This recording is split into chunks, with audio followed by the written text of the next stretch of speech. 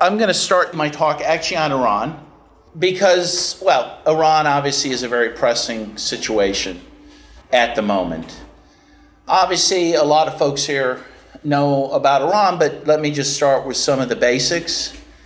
I think that Iran has been very unfairly vilified in the press for many years as some sort of demonic country with a demonic government, when in fact I think the facts show it's actually one of the more, for all of its faults, one of the more moderate countries in the Middle East.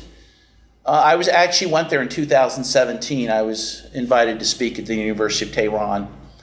And I went to Tehran and Isfahan. Isfahan's amazing, a historic city. And first of all, what really strikes you is that most of the signs tend to be in both Farsi and English. And anyone who speaks English, and a lot of people do, they love to show off their English, and they love, if you're from the United States, they love to talk to you.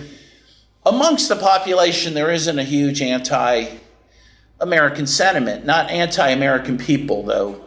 They have issues, obviously, with the government, which is always something I find amazing that, and I think all of the folks here can attest to. When you go to countries like Venezuela or Iran, countries we're at odds with and even threatening to blow off the map, people are very readily distinguish American people from their government.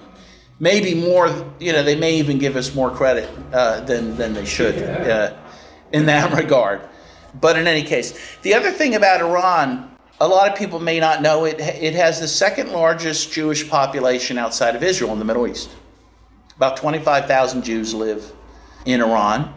Shortly after the Iranian Revolution, the Ayatollah actually issued a fatwa to protect the Jewish population in Iran. And I was actually surprised when I was in Isfahan. I was shopping at a bazaar and I saw a guy with a yarmulke on. And I went and I chatted with him. I said, well, is there a synagogue around here? He goes, oh yeah, it's about a mile down the road. So we walked all the way to the synagogue and talked to the folks there. In many ways, Iran is a very pluralistic society, and they're very proud of that. They're proud of having, ancient Christian churches, Armenian Christian churches in particular. I actually, in Isfahan, went to an old Armenian church which has inside actually a small museum to the Armenian genocide, which is quite interesting. You have ancient Zoroastrian ruins that are thousands of years old. Iran's one of the few countries in the Middle East that actually has existed as a nation for thousands of years, because in the Middle East, many of the countries have been cobbled together by Western colonialists, right? Iran is not one of those, And I think that makes the possible war with Iran very concerning in the sense that, any war with Iran would destroy history and antiquities like we saw happen in Iraq, of course. And Syria. Yeah, and Syria, yeah. And Yemen right now, as we speak, again, we can't, whenever we talk about these issues, we have to remember Yemen, which is being attacked by Saudi Arabia with the help of the United States and the UK in what may be the most devastating war in the world, certainly now, but maybe for many decades. And ancient UNESCO historic sites are being destroyed as we speak. And this has been very common to the wars that the U.S. has been fighting, particularly in the Middle East, where history is being destroyed. And I think I would posit not by accident. I think there's an attempt to wipe out the history of the peoples in that region, particularly the Palestinian people. About a year ago, in fact, there was an Amazon bestseller, which Amazon ended up yanking when they figured out what it was. And it was a book called The History of the Palestinian People. And it was a blank book of 300 blank pages. Wow. And this, again, became a bestseller. But this is what those who run our government, they want that to be the reality, that not only to wipe out peoples, but to wipe out their history and their memory, which is an incredible thing. And so, of course, the other thing with Iran that has to be recalled is that, and again, I assume most people here know it, but the first CIA operation to overthrow government was in Iran in 1950. Well, it began in 1951, ended in 1953 with the overthrow of Mohammad Mossadegh, who was a democratically elected prime minister of Iran. His sin was to nationalize British oil. And he offered compensation for it, by the way. And one of the issues that Britain was upset about is they couldn't agree on what that compensation was going to be. At one point, Mohammad Mossadegh, who loved the Americans and trusted them so much, quite mistakenly, offered for President Eisenhower to actually be the arbiter of what that compensation was going to be. But that wasn't enough, because that really truly wasn't the issue. The issue was that Britain and then the U.S. wanted control over that oil. And in fact, as it worked out, the British were left with a very measly portion of the oil concessions, and the U.S. took most of the oil concessions after they overthrew Mossadegh. But I think just discussing Mossadegh for a few minutes is very relevant to Venezuela and to other countries we're seeing right now, because the same game plan the CIA ran then, they're running in other countries right now. So first of all, they had an oil embargo, blockade against Iran, very much like they're doing now. They tried to stop Iran from selling any of its oil. They tried to wreck their economy. They had the CIA, this is again the first CIA operation of its kind, under Kermit Roosevelt, just an interesting little factoid. He was the grandson of Teddy Roosevelt. He was the CIA bureau chief. And what he did, he paid people to protest and paid people to riot, to cause civil unrest, in order to get a reaction from the Mossadegh government, which could justify the U.S. supporting the military to go in and depose him, which is ultimately what happened. And quite interestingly, the way they were able to accomplish it, they weren't getting the reaction from Mossadegh they wanted. Mossadegh was actually a very passive guy. He actually did most of his work in bed. He stood in pink silk pajamas. He was a very, I always thought he was a great role model. I'm going to do my work in bed from now on. So they really couldn't get the reaction they wanted. So what they did is appealed to the Iranian hospitality. Okay, Iranians are incredibly, as I experienced, hospitable, especially to foreigners. So what they did, they went to Mossadegh. The ambassador went to him and said, hey, Americans are being attacked by these street mobs. You have to crack down on that, which was not true. But Mossadegh believed it, and he was horrified and embarrassed. This is not right. These are our guests in our country.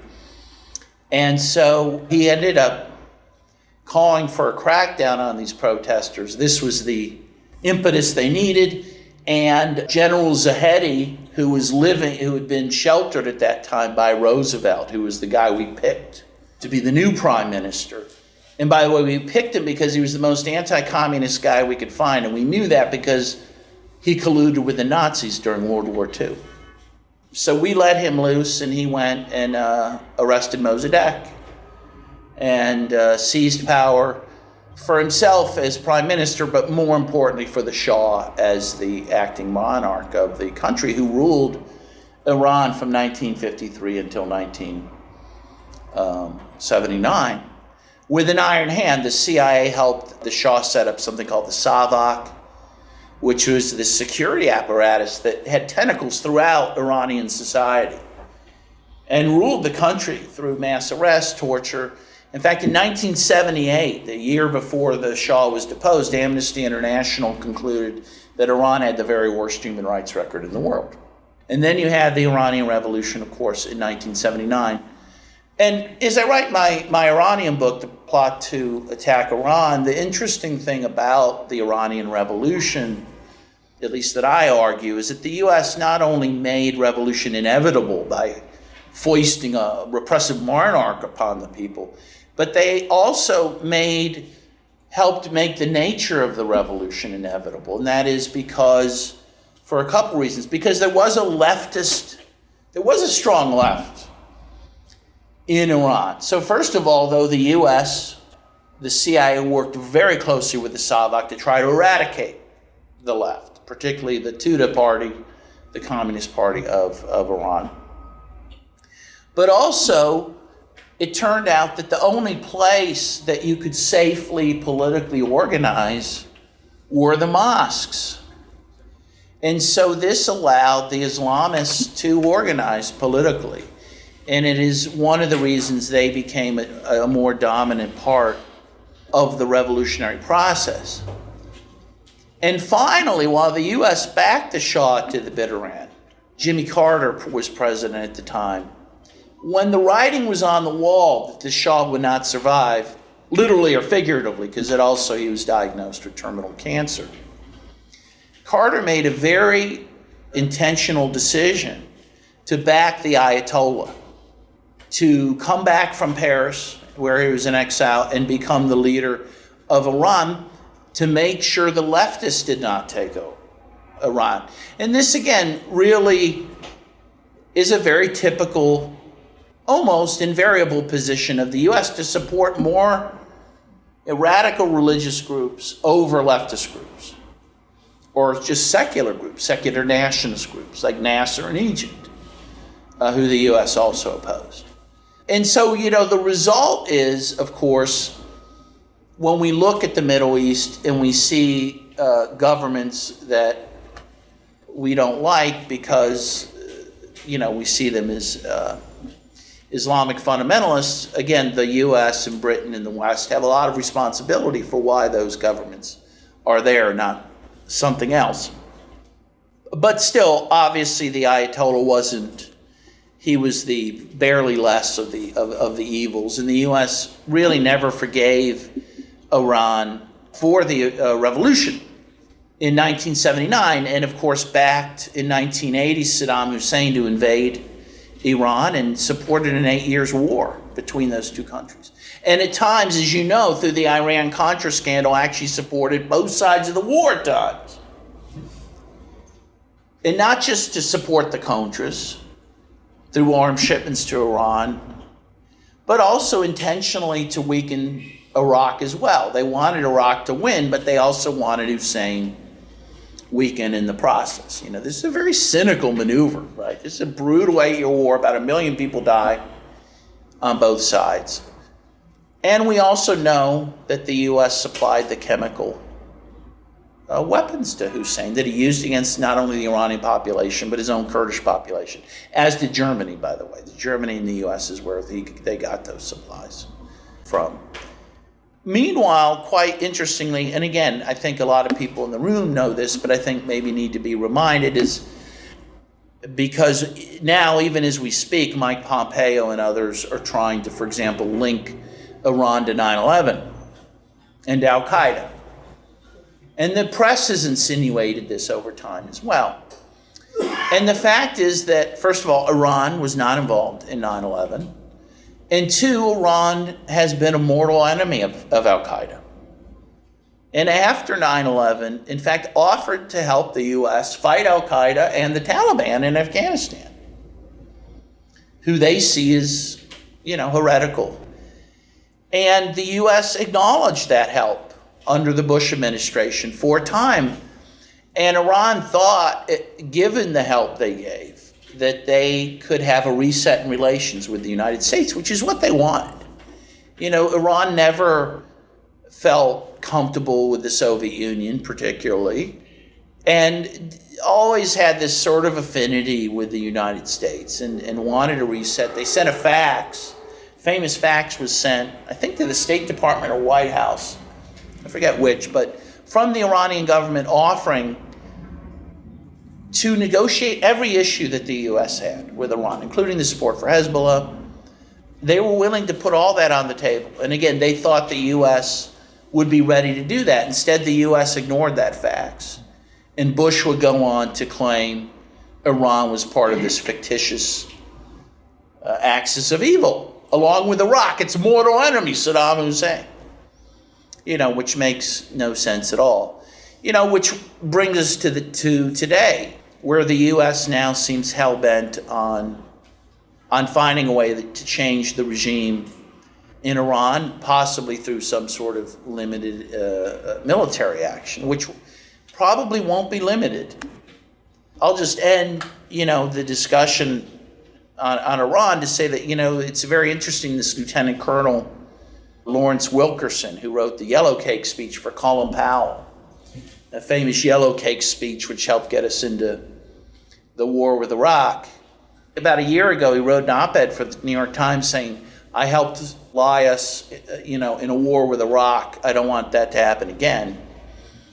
And he's very against any military action with Iran. He predicts it will be 10 times more costly in terms of lives and treasure than a war with Iraq, which makes sense. It's a much bigger country. It has a very strong and disciplined military, has 80 million people. And so, we have to, with everything we have, oppose, a war with that country. What do you think is the main U.S. motivation at this point to change the regime? That's a good question. I think there's several. Oil's always looms there. Not access to it, because the U.S. has more access to more oil than it needs. We're now even exporting fossil fuels. So it's never been about access, but about control. They want to be able to control Iranian oil like they want to control Venezuelan oil to make sure that it's U.S. companies that profit from it. That's been a long-standing issue for the U.S. since the Shah was overthrown, and they want to change that situation. But then there's greater geopolitical motivations, some even strangely religious. First of all, we have people like Mike Pence who are running the government who are fanatical Christians who believe in the apocalypse, the end days, and they believe that solidifying Israel's position in the world is going to help bring about those end days. So that's a whole nother aspect that's totally crazy. But beyond that, the U.S. sees Iran as really the last bulwark against its domination of the Middle East and Israel's domination of the Middle East. It comes down to that.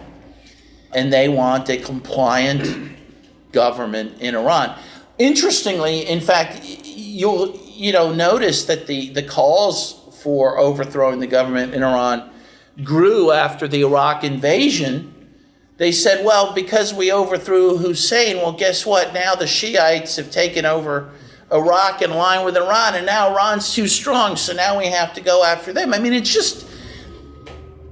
you look at the history of U.S. foreign policy around the world, again, particularly in the Middle East, if you believe the U.S.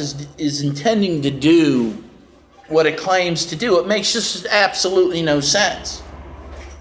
It says, it wants to overthrow Hussein, but now, we've made Iran too strong. Now we have to go after them. We support the Mujahideen in Afghanistan, right? And by the way, we know that we started supporting it before the Soviets invaded. You know that. Brzezinski admitted that. We do it to draw the Soviets in, to give them their own Vietnam. It happens. Soviets have a brutal war with Afghanistan. Eventually get kicked out. And who comes to power? The Taliban, which is basically an outgrowth of the Mujahideen. So now we have that problem. So eventually we need to topple the Taliban, right? Do you see this, what looks like a completely irrational and insane policy? And the U.S. now, for 18 years, has been fighting a war in Afghanistan. By the way, we're basically fighting more or less the same war the Soviets were fighting that we condemned them for. Fighting the same people. And there's no end in sight. If you look at Iran or North Korea, for example, you actually have to give them credit for being pretty adept at diplomacy, because that's really the only tool they have in a very unbalanced military situation. Neither one could take on the United States. They know this, right? And so they have to find other means to do that.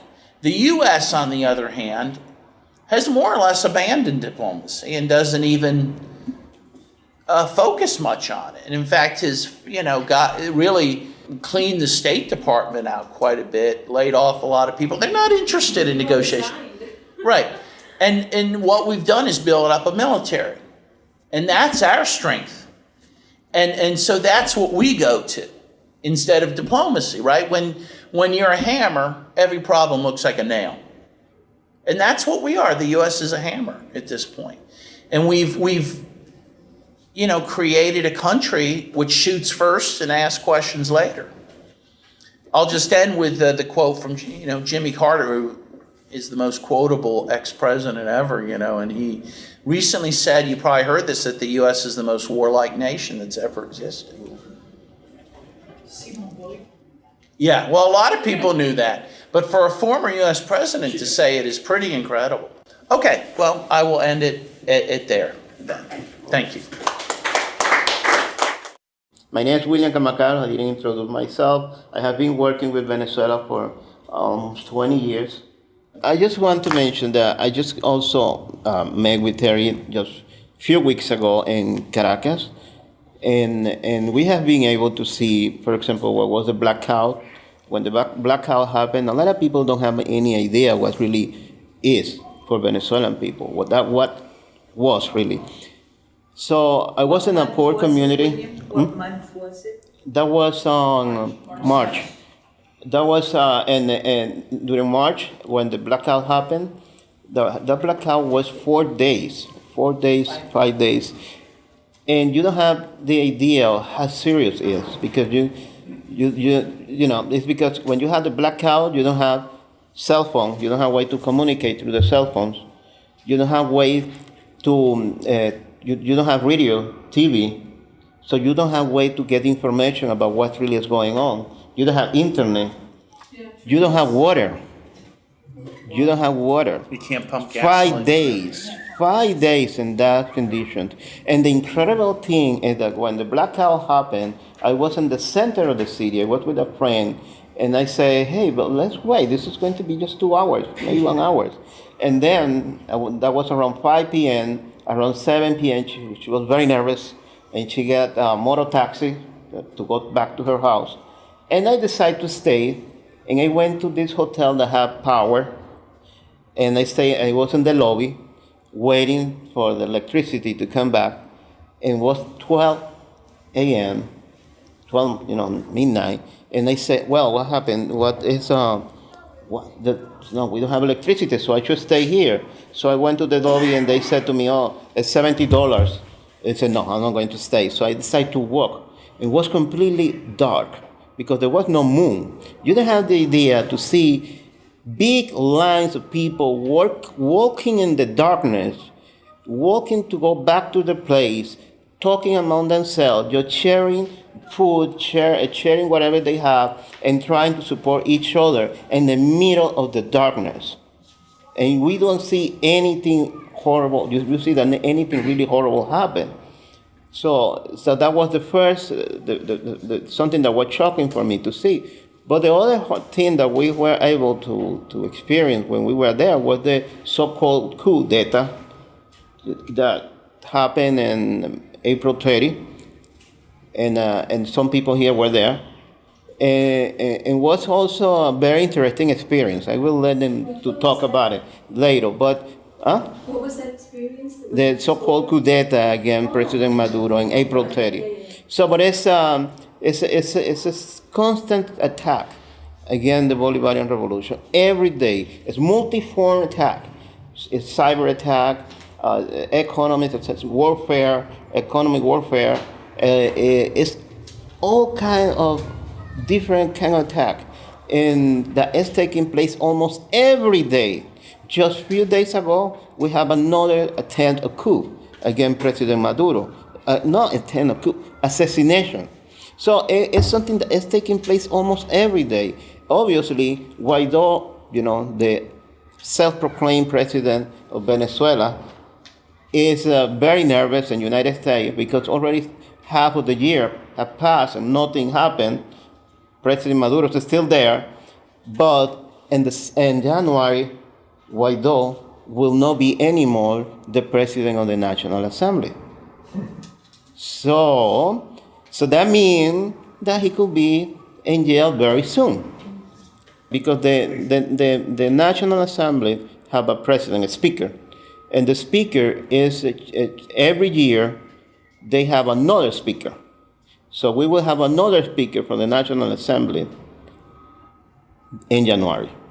They're rotating. They rotated, yes. And that's something very interesting. And that's why every day we see a different attacks against Venezuela. And they are desperate. The State Department is desperate because the time is passing and they have not been able to overthrow Maduro. And then the self-proclaimed president of Venezuela will not be anymore the president of the National Assembly.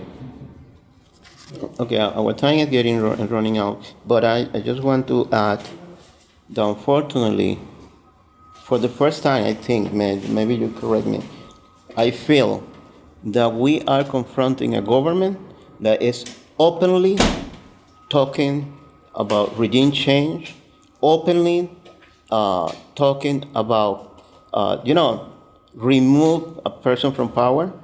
We are talking about capitalism without mask, openly. And they don't care. No formalities at all. So we have with us Dr. Bahman Azad. He is an Iranian-American peace and justice activist living in the United States. He has been active in the peace and justice movement since his arrival to the United States in 1973. First as a student activist against the Shah regime in Iran, and then as a member of the executive board of the USA Peace Council.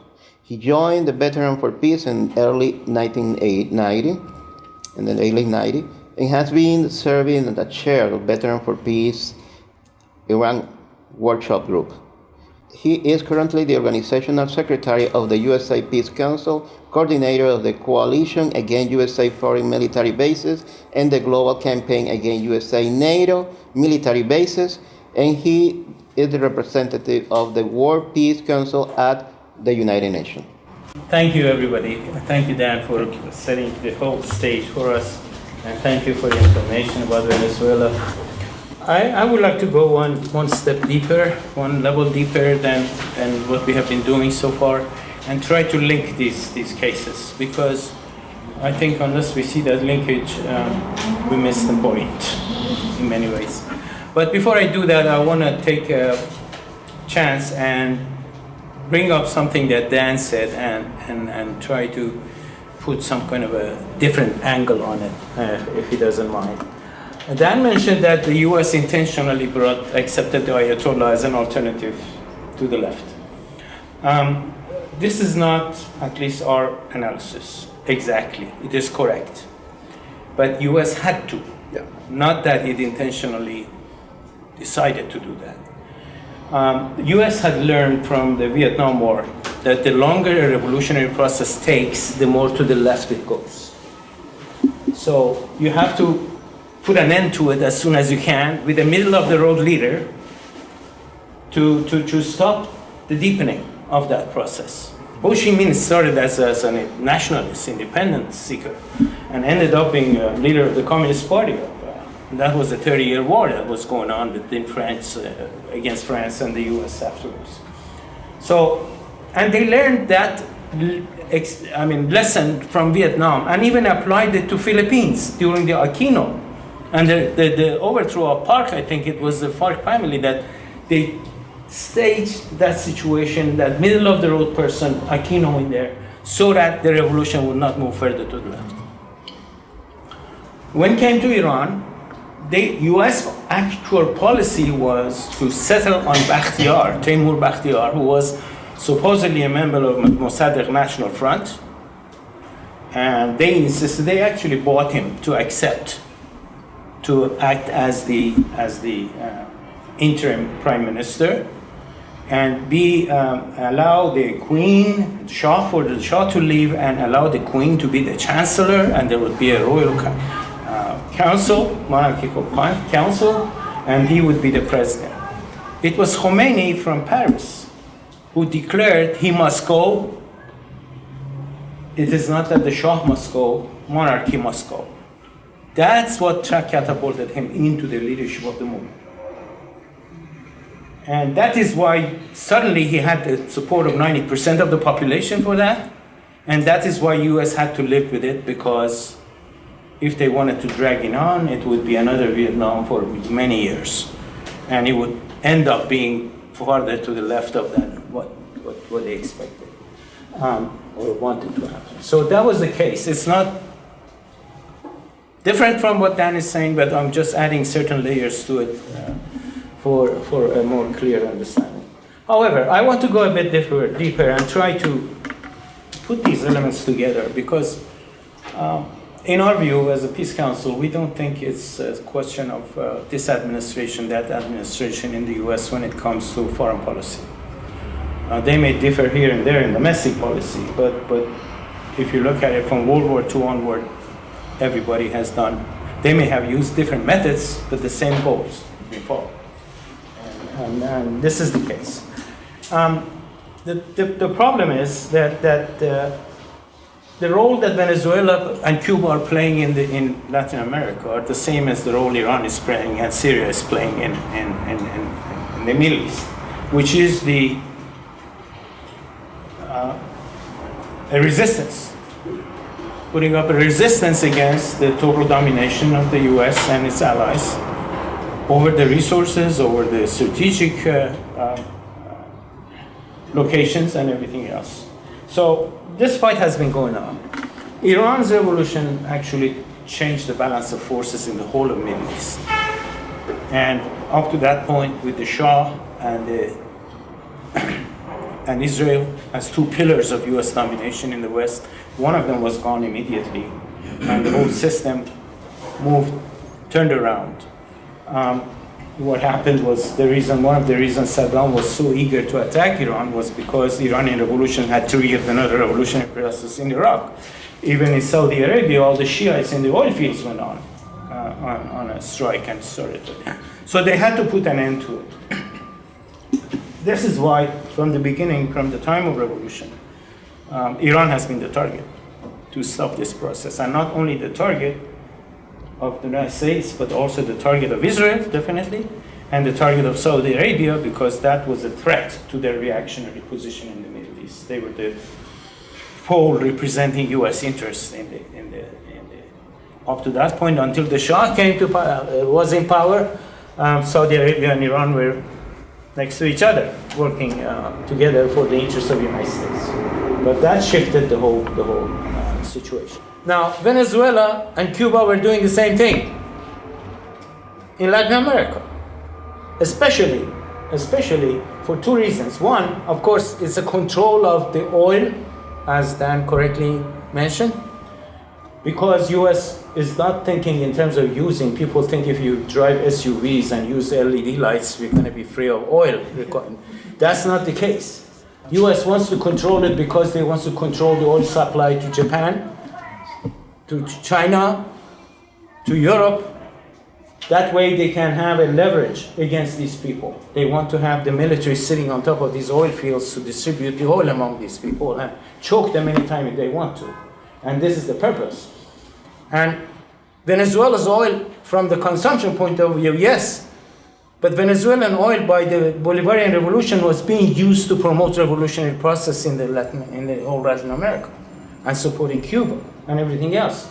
So in that sense, from economic point of view, Venezuela was much more dangerous to the US in terms of what they could do than just on an island of Cuba, right? Not that Cuba was not more dangerous in ideological terms, from socialist point of view, but from material strength to make changes in the area. And we know that a lot of things happened with the help of Chavez in Latin America. And these were important to the US. And for a while, you saw Latin America moving in a progressive direction, government after government. And that was the time that US was busy with wars in the Middle East. And now they have free time now to go back to Latin America and try to reverse the process. And they are doing it. They did it in Brazil, they did it in other countries. But the point is, we are not dealing with an administration, a group of lunatic people. We are dealing with what we consider imperialism. And this is what connects all of these elements to each other. Unless we understand, as a peace movement, that we are dealing with one connecting element, which is the US imperial system, called Western imperial system, that is up to doing this. We will just be reacting to whatever they do, one after the other. okay? And they have managed to, unfortunately, to have us fail or struggle to stop this war machine because we have been fighting it piecemeal, not at the source. Okay, in several ways they have done it. One, we've been fighting war issues, aggression issues, one case at a time. First come Afghanistan. It was Bin Laden issue, we were silent about that whatever, generally. Iraq came, and then we mobilized against Iraq, and it was very big, huge demonstration in Washington, D.C., and around the world. Then came Libya, right? Again, Iraq was dropped, we moved to Libya. Then came Syria. We dropped Libya and moved to Syria. Then came Venezuela, right? We dropped everything else and moved to Venezuela, without seeing that all this is part and parcel of the same process. They are linked. And the reason they have been able to do that is that they have used, and Dan alluded to it and discussed it, they have used a tactic that they have been consistently using it about every country that they've been trying to attack. A few months before the plan is supposed to be implemented, the demonization of the leader starts. And this includes several things. One, reducing the whole government, the state apparatus of the country into one individual. Okay? They don't say Russian government, they say Putin's government. They said Maduro's government. They say, Gaddafi's government. No parliament exists, no separate branches exist, no election exists, no nothing. Ayatollah's government, Saddam's government, none of that, right? Assad's government. This demonization starts by trying to create a false image, distorted image of these leaders, calling them dictators, killing their own people, right? Causing humanitarian crisis, all kinds of things labeled. And they go on. I remember 1950s, I remember having watched it and actually recorded it, but I don't have it. Mike Wallace in 60 Minutes in 1970s was saying that we can turn enemy number one out of any leader of the world in 2 weeks. The media can do it. When we turned Saddam Hussein into an enemy number one, 90% of American people hadn't heard who it was and hadn't heard about the country, couldn't locate where it was. In a couple of months, enemy number one was there, right? That's how they do it. And that's another aspect of it, is that control of the media, because of this strategy, is the crucial part. I mean, media is part of this imperialist aggression. If they didn't have the media, this demonization would not have been possible. One by one. Look at the list. I have the list of these people. I mean, just for the sake of it. Yugoslavia, Milosevic, Panama, Noriega, Afghanistan, Taliban, Iran, the Ayatollah, Iraq, Saddam Hussein, Libya, Gaddafi, Syria, Assad, Venezuela, Chavez and now Maduro, Ukraine, Yanukovych, Russia, Putin.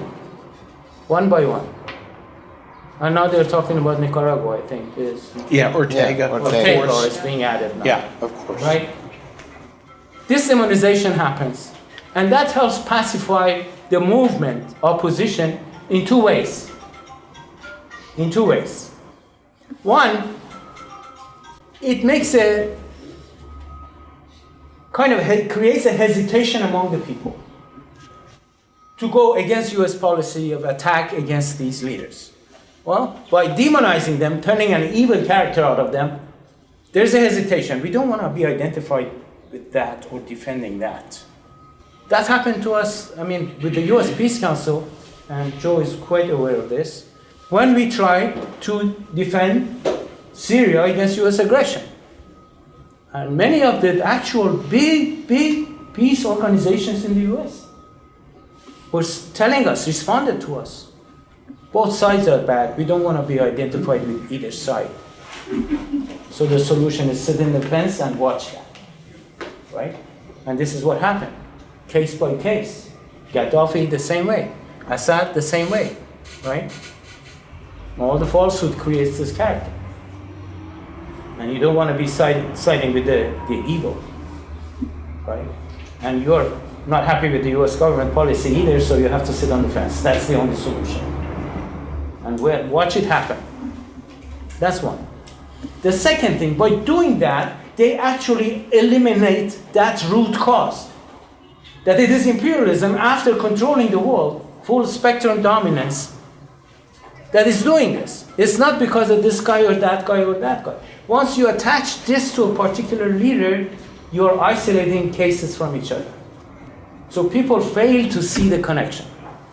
Instead of looking at it, okay, this is the imperialist system trying to take over the whole world since the collapse of the Soviet Union. They want to fill the vacuum. And they have been doing that. It started with Yugoslavia and it's been going on. Of course, 9/11 gave them the good excuse to go on a rampage. But they had done it. They had already done it. Every administration has been doing that ever since. And of course, US imperialism is not new. It didn't start after World War II. It was prior to that. We know Mossadegh. We know Guatemala, Arbenz, right? And many others. All of those. And Vietnam War was an imperialist war. And this is the issue that we have to deal with. What I'm trying to say is, unless we bring all these strings together and tie them and hit at the root of it, we're going to be fighting forever, case by case by case. Every country comes up next. And we cannot be preemptive. We will be only responding after the crime happens. Look at our movement for the past several decades. Every move, every big action we have taken has been after the US has done something, not before.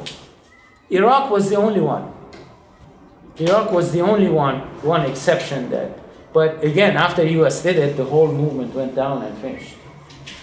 No continuation at all. And that has given people a sense of powerlessness, in fact. What can we do? Every time we act, nothing happens. But we don't know that we are not hitting at the cause, we are hitting at the symptoms, effects. And unless we do that, we're not going to get anywhere. This is going to continue forever. And unfortunately, the way things are going, we are moving toward the World War III. Well, in fact, the Pentagon just announced we are picking on Russia, and China. we are picking on China, and China is not the China of 20 years ago. Russia is not Russia of 20 years ago. These are nuclear power states. These are strong economies now. And they're not going to stomach unilateral domination of the world by the United States and NATO.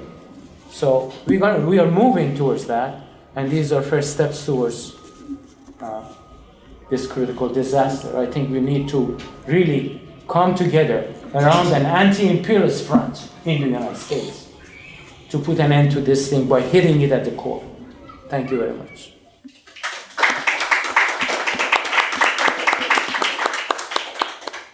So, okay, let's open space for questions and answers. I agree that we have a country run by psychopaths. I mean, I don't disagree with that. I'm not sure, though, that prior presidents weren't psychopaths. I mean, I think it's comparing like Trump maybe to like John Wayne Gacy, the clown serial killer, to Ted Bundy, the pretty boy preppy killer who Obama would be, who frankly, I mean, still Trump has not outdone. He's putting children in cages. Yeah, and by the way, so did Obama. It's not necessary to Obama started into everybody else's madness. Yeah, and yet, wait. Can I just respond? An investigation. So, I mean, we have, wait. I'm sorry. But Trump has yet to, year by year, deport more people than Obama did. Obama's still the deporter in chief. Obama destroyed Libya, okay? He helped with the coup in Honduras. I mean, and he said, by the way, he had the Terror Tuesdays in which he said he told his staff, I'm good at killing people. I'm not sure he wasn't a psychopath. I'm just saying, I do think it's worth more to talk about systems than people, because I think it's a matter of style.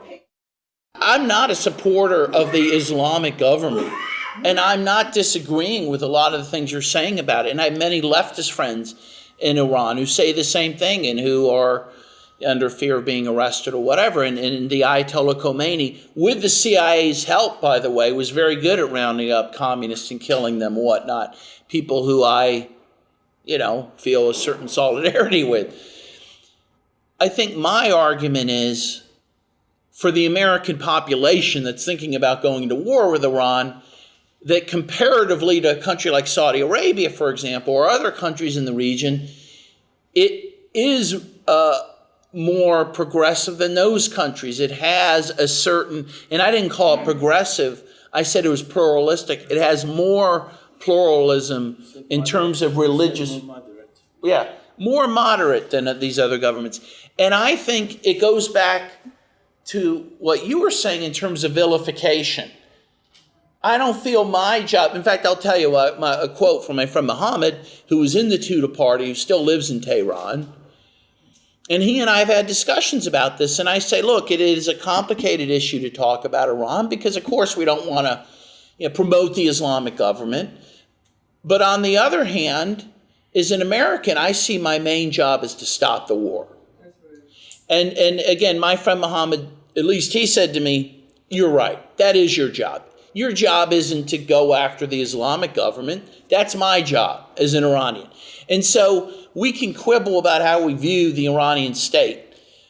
But my main point is they're not our enemy. They're not a particularly aggressive country, again, compared to the other countries in the region, again, compared to the United States, and they should be left alone. And the other aspect, and again, that I talk about in my book, is that to the extent Iran has moved towards reforms since the Islamic Revolution, it's been U.S. tightening of sanctions, which have always derailed those reforms. That is to say, the Iran is not making the Islamic Republic more moderate. It's making it less so. And that's really the point. Why don't I let you take the institutional question about peace building, since you're from the U.S. Peace Council. Well, I wish I knew I had the solution. I would have probably proposed it already. But I think we have a lot of educational work to do. There's two levels of work that we have to do, I think. One is within the peace movement itself, because it's too fragmented right now. We need to bring it together along some agreed upon agenda and coordinate it. We need to have a national structure for the peace movement. Just going it separately, each one of us, one on Nicaragua, another one on Venezuela, another one on different days and different things, this will not do. We have to have a coordinated plan and be aware of what is going to come up next and be prepared for it. So we need some kind of a coordination at the top level, at the center of the peace movement, to set up the priorities, to decide what is most important to do for the next period of time, what imperialism is up to creating, what kind of havoc, where, and be prepared for that. That's the level that we have to work with, I think, organizationally from within the peace movement. But there is another question of now we have to address the people, the public. And how do we do that with this monopolization of the media? Total corporate control of the media, imperialist control of the media. That is the mouthpiece for imperialist propaganda all the way. And how do we create an alternative voice is a very critical issue. A very critical issue. And to be honest, I don't have any particular suggestion, but I think we should address this issue as an important issue that we have to deal with, so long as we leave the propaganda. I tell you one example. When the Shah usually arrested and tortured and killed all these Marxists or even Islamist guerrilla movement, Mujahideen and the Fadain, always in the paper, the report was another gang of drug smugglers were arrested and executed. You know, if you want to put it that way and leave it to the media to present it that way, we have no chance of really convincing the Americans. I mean, I agree. I mean, I do think education is the most important thing we need to do. And we do need to counter the narrative on countries like Venezuela and Iran, which is a difficult thing to do because I do think the mainstream press is more closed to our voices than they used to be. Brian Becker, a lot of you know, who from the Answer Coalition often gives the example how he was on CNN quite a bit in the run-up to the Iraq War. Once the war started, he's never been on CNN again, you know, and so it is hard to get the word out. With that said, though, I do think that there is an anti-war sentiment in this country that's growing. We need to tap into that. We need to support it. And the one contribution I would make in that regard is there is an anti-war segment of the conservative movement as well that we need to reach out to. The American Conservative Magazine has articles that you'd think were written by Noam Chomsky. But the point is, I do think that there's more of us out there than we realize. Again, even from some of the conservative sectors. And I think we need to reach out to them, and I think we need to build a movement that I think is very ripe for building at this point. And I think it comes down to writing letters to the editor and op-eds and books. I mean, we have to get our own voice out there because the narrative is pretty closed right now, as we all know. I think that the Venezuelan Embassy Collective was probably one of the best acts of solidarity that I've seen in many years. Yes. And needs to be applauded. And I think it was very effective. I couldn't, not being in other countries, I couldn't say how far and wide it got, but I do know it got a lot of attention in Venezuela. I know that Maduro himself thanked the collective for what they were doing, and others there did. So I think that is a great action. It was a creative action, and I think we have to be creative.